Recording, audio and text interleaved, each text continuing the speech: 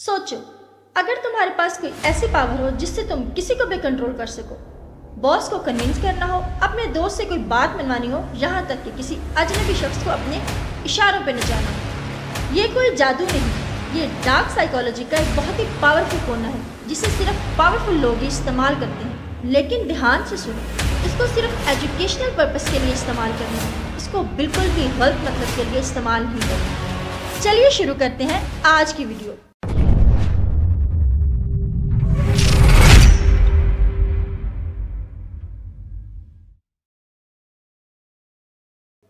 नाज़रीन, मैं अपनी आज की वीडियो में आपसे कुछ ऐसी ट्रिक्स शेयर करूंगी जो आपकी ज़िंदगी बदल कर रख देंगी। मेरी सबसे पहली ट्रिक है इल्यूजन ऑफ चॉइसेस। क्या आपने कभी सोचा कि लोग आपकी मर्जी के डिसीजन क्यों नहीं लेते?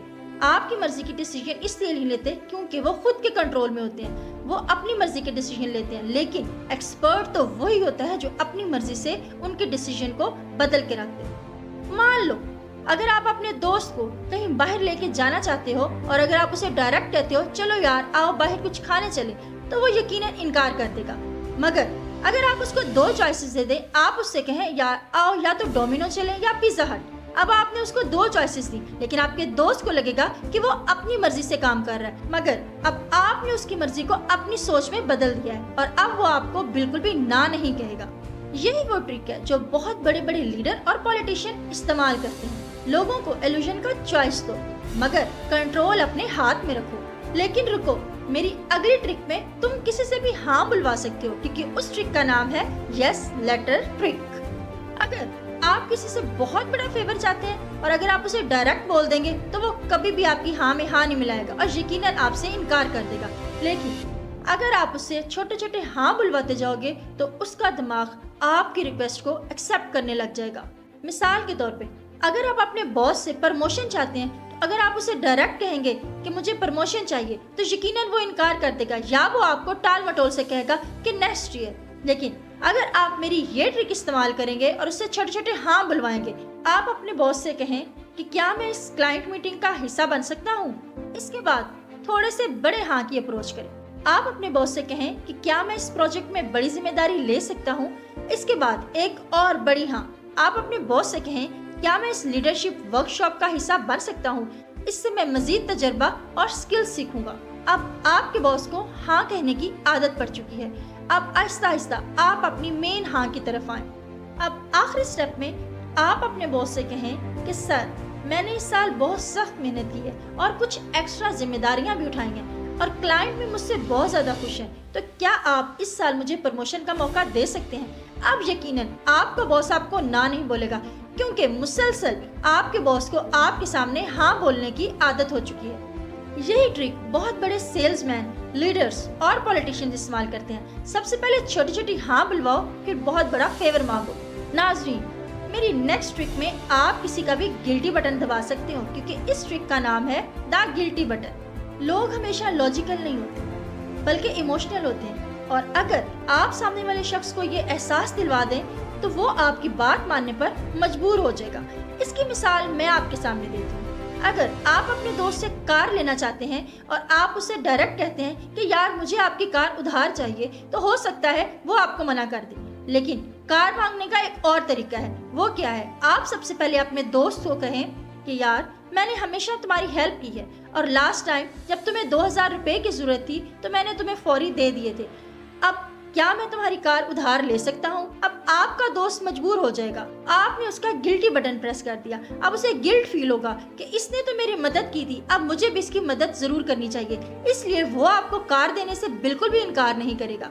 नेक्स्ट ट्रिक से आप किसी की भी मेमोरी बदल सकते हैं, क्योंकि इस ट्रिक का नाम है फॉल्स मेमोरी प्लांटिंग। हमारी यादें परफेक्ट नहीं होती। जितना लोग सोचते हैं इतना भरोसेमंद उनका दिमाग नहीं होता, और स्मार्ट लोग वही होते हैं जो इस कमजोरी का फायदा उठाते हैं। अगर तुम किसी को बार बार एक झूठी बात कहो तो आहिस्ता आहिस्ता वो उस बात पे यकीन करके उस बात को सच मानने लग जाएगा।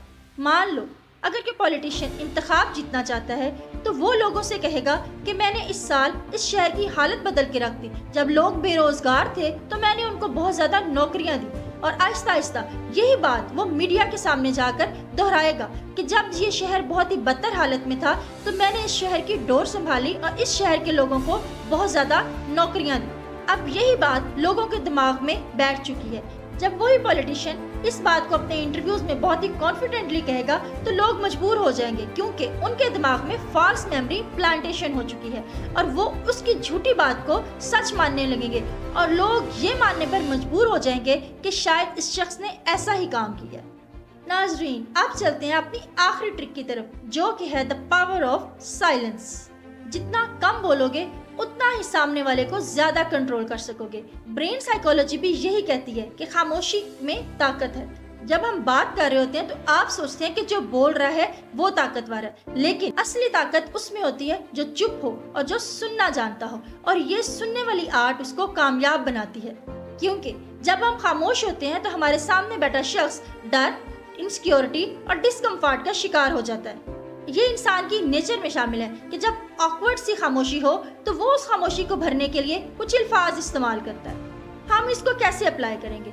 मान लो अगर तुम्हारी चोरी हो जाती है और तुम्हें अपने दोस्त पर शक है, और अगर आप अपने दोस्त से डायरेक्ट पूछोगे कि मेरी चोरी क्या तुमने की है, तो वो बिल्कुल नहीं मानेगा और बल्कि अपना बचाव करेगा। लेकिन अगर आप ये ट्रिक इस्तेमाल करके आप उससे पूछेंगे तो यकीनन वो आपको सच बता देगा। सबसे पहले आप अपने दोस्त से ये पूछें कि यार मुझे सब पता है, और उसके बाद लंबी खामोशी इख्तियार करें। आपकी लॉन्ग साइलेंस देख के आपका दोस्त खुद ही घबराएगा और घबरा के सारा सच उगल देगा।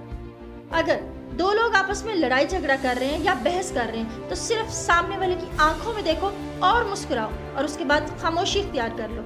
आपके सामने वाला शख्स सेल्फ डाउट का शिकार हो जाएगा और उसको अपना ही पॉइंट गलत लगेगा। इसके अलावा अगर आपने अपने आप को बहुत ही इम्पोर्टेंट शो करना है तो फिर भी खामोशी रखें और कम बोलें, और अगर बोलना भी है तो सोच समझ कर बोलें। इससे लोग आपके दीवाने हो जाएंगे। तो नाजरीन, ये थी मेरी आज की 5 ट्रिक्स, लेकिन मेरी रिक्वेस्ट है कि आप इन ट्रिक्स को मिसयूज बिल्कुल ना करें, इनका पॉजिटिव इस्तेमाल करें। मिलते हैं मेरी नेक्स्ट वीडियो में, तब तक के लिए अल्लाह हाफिज।